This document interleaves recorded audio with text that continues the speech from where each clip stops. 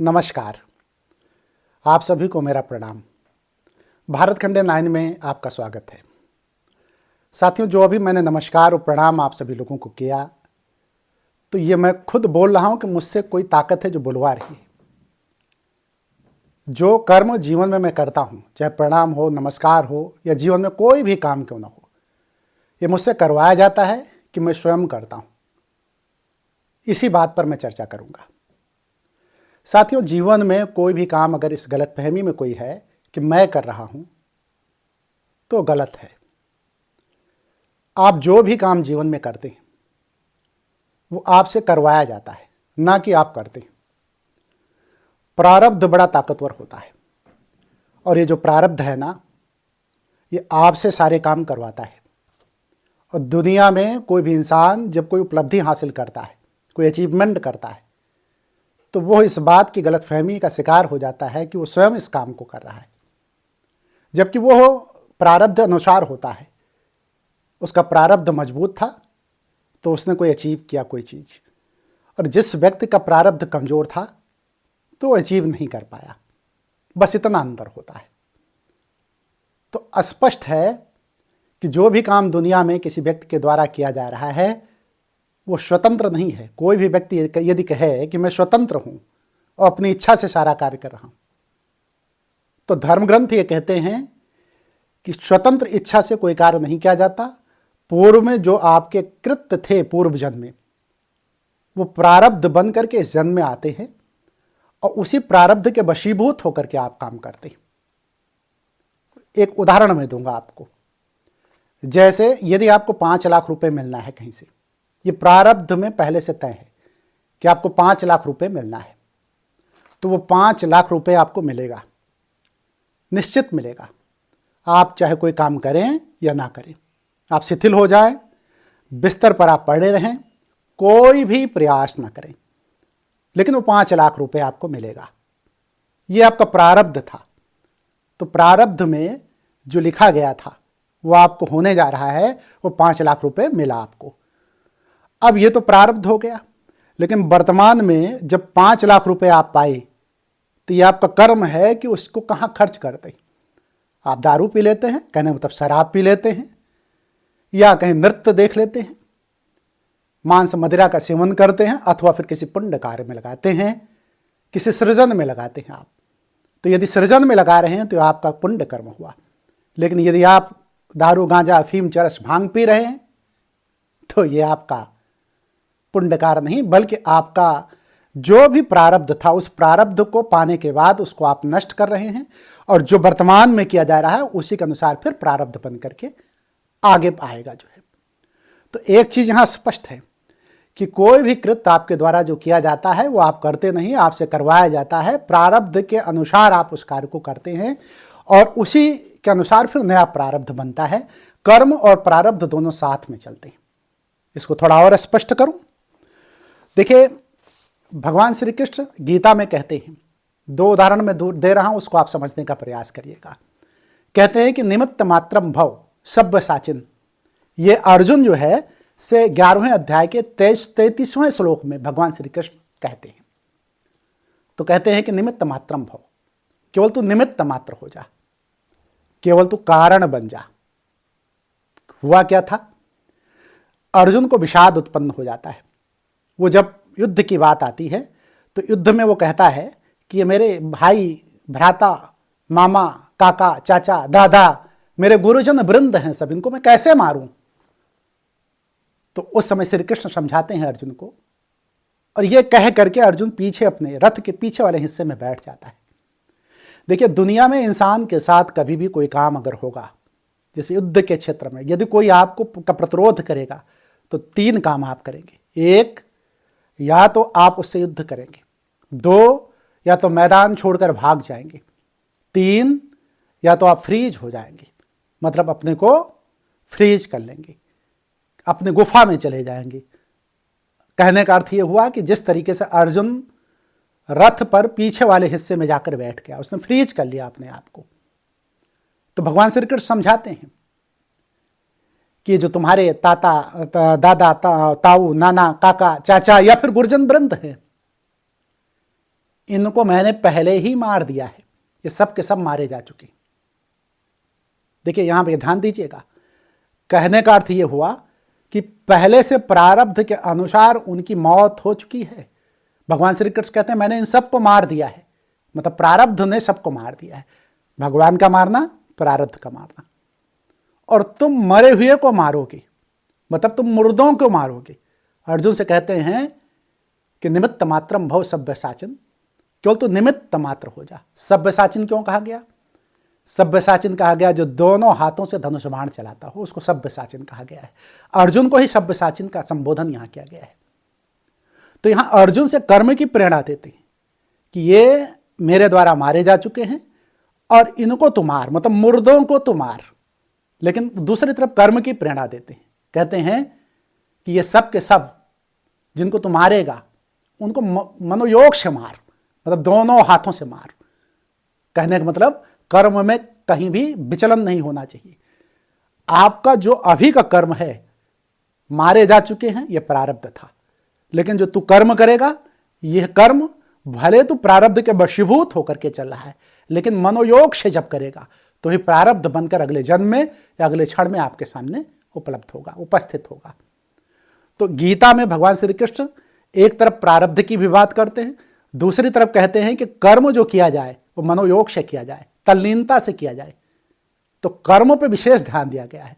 कभी कभी ये बात आती है कि लोग कहते हैं कि जब सब प्रारब्ध में पहले से ही तय है तो कर्म करने की क्या जरूरत नहीं। जो अभी आप करोगे ना, वही आपका प्रारब्ध बन करके आपके सामने आएगा। देखिए एक बात मैं और बताऊं आपको, कभी कभी ये देखा गया है कि दो भाई हैं सगे और दोनों भाइयों में नहीं बैठती, लाख कोशिश कर लो नहीं बैठती, घर में झगड़ा चलता रहता है। ये प्रारब्ध है। ये जब बड़ा भाई छोटा भाई दोनों अगर लड़ रहे हैं तो बड़ा भाई भी इस बात को चाहता है कि कोई मनमुटाव ना होने पावे और जो भी कमियां हैं उसको हम दूर कर लें, और छोटा भाई भी चाहता है कि जो भी कमियां हैं उनको हम दूर कर लें। लेकिन लाख कोशिश करने के बाद भी प्रारब्ध इतना रचा गया है कि जिसकी वजह से ये होता ही नहीं। कहने का अर्थ यह है कि वो लाख कोशिश करने के बाद भी प्रारब्ध के अनुसार जो है आपके दोनों में विवाद होता रहेगा। आप कहीं भी किसी भी स्थिति में जो है मेल मिलाप दोनों भाइयों में नहीं हो पाएगा। लेकिन यदि प्रारब्ध बदल गया, कहने मतलब ये था कि 6 महीने लड़ाई होगी या 6 साल लड़ाई होगी, उसके बाद प्रारब्ध करवट लेगा तो ना चाहने से भी दोनों में प्रेम हो जाएगा। ऐसा प्रेम होगा कि जैसे भरत मिलाप हो गया हो, इतना भरत मिलाप होगा कि जैसा लगेगा कि जैसे कभी कोई विवाद ही ना हुआ हो। तो सारा खेला देखो प्रारब्ध का है। और कभी भी कोई भी व्यक्ति यदि इस उहापोह में है कि मेरा ब्रेन नहीं काम कर रहा है, दिमाग नहीं काम कर रहा है, मैं किसी काम को करने में असमर्थ क्यों हूं, या मुझे अचीवमेंट मतलब जो भी उपलब्धि वो हासिल नहीं हो पा रही है, तो इसको आप एक चीज हमेशा मान के चलना कि प्रारब्ध के अनुसार आप चल रहे हो और उसकी वजह से ये चीजें आपको हासिल नहीं हो रही हैं। कर्म पे सिर्फ ध्यान देना आप, और जब कर्म पे आप ध्यान दोगे तो निश्चित तौर पे आपको कर्म मजबूती से होता रहेगा, इसमें भी कोई दो राय नहीं है। जो है भगवान श्री कृष्ण गोवर्धन पर्वत उठाते हैं, और गोवर्धन पर्वत जब उठाते हैं तो ग्वाल बालों से क्या कहते हैं कि अपने अपने लाठी से तुम लोग ताकत लगाओ, इस गोवर्धन पर्वत को ऊपर उठाओ। यद्यप भगवान श्री कृष्ण उस गोवर्धन पर्वत को अपनी बाएं हाथ की कनिष्ठा मतलब कानी उंगली हमारे यहाँ कहा जाता है, इसके नाखून से उठाए थे वो। लेकिन जब ग्वाल बालों से कहते हैं कि तुम अपनी लाठियों से जोर लगाओ और इस पर्वत को उठा लो, देखिए उठना यह प्रारब्ध था, उस पर्वत को उठना था, यह प्रारब्ध है, ये भगवान की लीला है, यह प्रारब्ध है। लेकिन ग्वाल बालों से कह रहे हैं कि तुम अपने लाठियों से जोर लगाओ। तो ग्वाल बालों को अहंकार पैदा हो गया, उनको अहम उनका जागृत हुआ। उन्होंने कहा कि भगवान श्री कृष्ण ये क्या अपनी उंगली से, कहीं उंगली से पहाड़ उठता है? उंगली से भी नहीं, बाएं हाथ की उंगली, उंगली में सबसे छोटी उंगली कनिष्का, उसके बाद वो उसके जो मतलब ये नाखून है नख से, उससे जो है मतलब कहीं उठता है पर्वत। तो उनको अहंकार होता है ग्वाल बालों को, तो अपनी लाठी का जोर वो समझते हैं। तो भगवान को ये पता चलता है तो मंद मंद मुस्कुराते हैं और कहते हैं कि इन ग्वाल बालों को भी बताना होगा कि ये सब प्रारब्ध है जो पर्वत उठा है, ये मैं उठा रहा हूँ, तुम नहीं उठा रहे हो। थोड़ा सा ढील दे देते, जहाँ स्थिर था पहाड़ ना वो नीचे आने लगता है। तो ग्वाल बाल कहते हैं दद्दा दद्दा, भगवान श्री कृष्ण से कहते हैं पहाड़ नीचे आ रहा है। तो ग्वाल बालों से भगवान श्री कृष्ण कहते हैं कि थोड़ा और जोर लगाओ, और जोर लगाओ। तो कहते हैं दद्दा संभाले नहीं संभल रहा है पहाड़। तो भगवान मुस्कुरा देते हैं और फिर से अपने नख से थोड़ा सा ऊपर को बल देते हैं, पहाड़ ऊपर की तरफ उठने लगता है। देखिए, अहंकार आपके अंदर नहीं आना चाहिए। और जब किसी कार्य को करते समय अहंकार आ जाए तो आप गलत फहमी के शिकार हैं। सब प्रारब्ध अनुसार हो रहा है और उसी के अनुसार सारा कुछ होगा, इसमें कोई दो राय नहीं है, इसमें कोई संशय नहीं है। हमारे धर्मशास्त्र भी इस बात को कहते हैं, मेरा अपना अनुभव भी इस बात को कहता है। कंस को पता था कि देवकी के 8वें पुत्र के द्वारा उसका वध होगा, तो प्रारब्ध में पहले ही सब कुछ हो गया था ना। मतलब कंस मारा जा चुका है, किसके द्वारा? देवकी के 8वें पुत्र द्वारा। ये प्रारब्ध है। आकाशवाणी हुई, सबको पता चला, कंस को भी पता चला और लोगों को, दूसरे लोगों को भी पता चला कि देवकी का 8वां पुत्र होगा, वो कंस का वध करेगा। तो प्रारब्ध ने तो पहले तय कर दिया है ना, प्रारब्ध में तो मारे जा चुके हैं।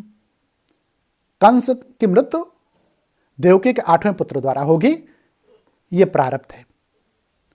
अब ये उदाहरण भी अगर जो है प्रारब्ध की बात कर रहे हैं तो इसका अर्थ हुआ कि प्रारब्ध से ही सब कुछ हो रहा है, आप प्रारब्ध से ही चल रहे हो, इसके अलावा कोई तरीका नहीं है कि आप अपने बल से, अपनी ताकत से चल रहे हो। कर्म और प्रारब्ध दोनों साथ साथ चलते हैं। किसी की नौकरी लगेगी कि नहीं लगेगी, ये प्रारब्ध है। आप लाख कोशिश कर लो, कभी कभी ये भी देखने में मिलता है कि एक ही क्लास में कई बच्चे होते हैं, एक बच्चा कमजोर होता है, दूसरा बच्चा बहुत पढ़ने में तेज होता है, लेकिन एक ही विषय में, एक ही स्कूल से पढ़ते हुए भी एक ही किसी नौकरी में दोनों अप्लाई करते हैं, और जो कमजोर होता है उसका हो जाता है सिलेक्शन, जो मजबूत होता है उसका सिलेक्शन नहीं होता। यह प्रारब्ध है। लेकिन इसमें फिर ध्यान दीजिएगा, इसमें आपको शिथिल नहीं होना है। जब कोई परिणाम आपके सामने आए तो उसको आप प्रारब्ध मान लें, लेकिन कर्म करते रहिए, क्योंकि जो आज आप कर्म करेंगे ना, वही परिणाम बन करके कल को प्रकट होगा और उसी के अनुसार जो है आपका जीवन चलेगा। तो इसलिए आप कभी भी अपने कर्म से हटिए मत, कर्म करते रहिए। और कर्म जब आप करते रहेंगे तो निश्चित तौर पे जो भी होगा वो अच्छा ही होगा, इसमें कोई दो राय नहीं। एक चीज़ मैं और आपको बताऊं, जो है आप जो भी करते हैं, ये कभी भी कोई भी काम करते समय कोई भी अचीवमेंट अगर आपको हो जाए तो उसका अहंकार मत पालिएगा, अहम मत पालिएगा। आपके अंदर घमंड नहीं आना चाहिए। यदि आपके अंदर घमंड आ गया, अहंकार आ गया, तो आप जो आने वाला समय है ना उसको नष्ट कर रहे हैं। मतलब प्रारब्ध जो अभी कर रहे हैं ना, वो प्रारब्ध बन करके फिर आपके सामने प्रकट होगा, तो उस समय आप घाटे का सौदा कर रहे होंगे। मतलब हो चुका है, वो घाटे का सौदा हो जाएगा फिर। तो इससे भी आपको बचने की जरूरत है। किसी कृत्य में यदि आपको सफलता मिले, किसी कर्म में यदि आपको सफलता मिले, तो वह प्रारब्ध को ही मान के चलिएगा कि प्रारब्ध के अनुसार जो है आपको सफलता मिल रहा है। और कर्म में ढील भी मत दीजिए कि कर्म में आप ढील दें। देखिए, एक चीज मैं बताऊं और आपको, वैशेषिक दर्शन में महर्षि कणाद कहते हैं कि बेगा संजोग विशेष विरोधी, ये प्रत्येक क्रिया के बराबर एवं विपरीत दिशा में समान प्रतिक्रिया होती है। कहने का अर्थ यह हुआ कि कोई भी कर्म जब आप करेंगे ना, तो प्रकृति जो है उसका परिणाम आपको देगी। इसी को प्रारब्ध कहा गया है। तो कोई भी कर्म करते समय जब आप प्रारब्ध के अनुसार फल भोग रहे हो या कर्म कर रहे हो, तो दोनों स्थिति में आपको काज एंड इफेक्ट का नियम लागू होगा।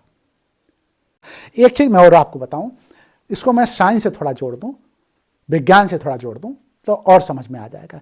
एक बेंजामिन लिवेट हुए 1980 में, जो है ये न्यूरो साइंटिस्ट थे, जो है बड़े न्यूरो साइंटिस्ट थे दुनिया में। इनके एक प्रयोग के द्वारा दुनिया में हलचल मच गई। तो इनका एक्सपेरिमेंट जो हुआ था, उसी एक्सपेरिमेंट को मैं बताने जा रहा हूं।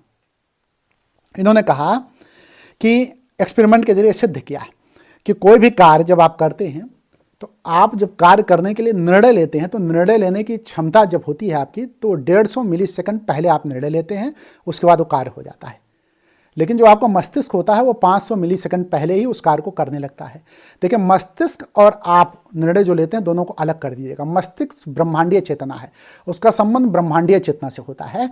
और जब ब्रह्मांडीय चेतना जो है आपको जो निर्देशित करती है, तो पहले मस्तिष्क को निर्देशित करती है, चूंकि दोनों एक हैं। तो जो आपके द्वारा कर्म किया जाता है ना, जो आप निर्णय लेते हैं, तो आपको 150 मिलीसेकंड पहले पता चलता है, लेकिन ब्रेन 500 मिलीसेकंड पहले ही काम करना शुरू कर देता है।